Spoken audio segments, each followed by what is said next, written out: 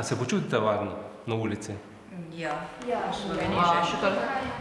Ker se ne dogaja nič posebenega, ki bi nas veliko ogrožal. Kdo je za vas neznanec?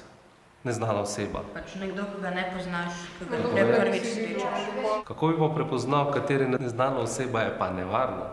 Takoj po videzu je ne bi prepoznala, ampak ne vem, če bi videla, da mi sledi ali pa mi nekaj govori. Večina ljudi v Sloveniji nima slabih namenov. Ne? Je tako. In neznanca, ki ima slabe namene, ne moreš prepoznati. Mnogi iščejo pot, iščejo nek objekt, neko ustanovo, ne? In vprašajo za pot.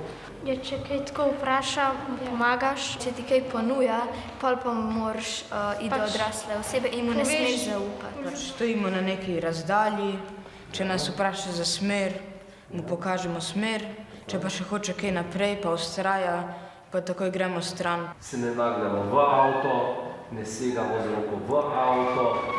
Ne zapletate se naprej v nek pogovor.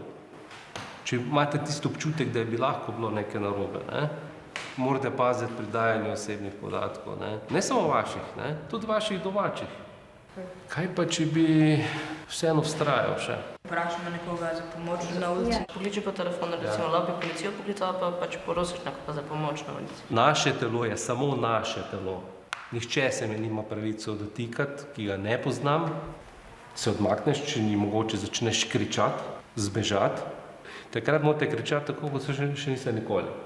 In bilo seveda, pride policija, vas prosi za opis.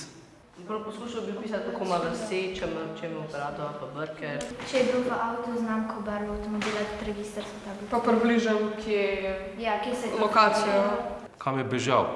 Kam je obutil? Tudi na najboljšem načinu, če lahko slikamo avtomobil. Te situacije v Sloveniji skoraj da ni. Slovenija je varna država.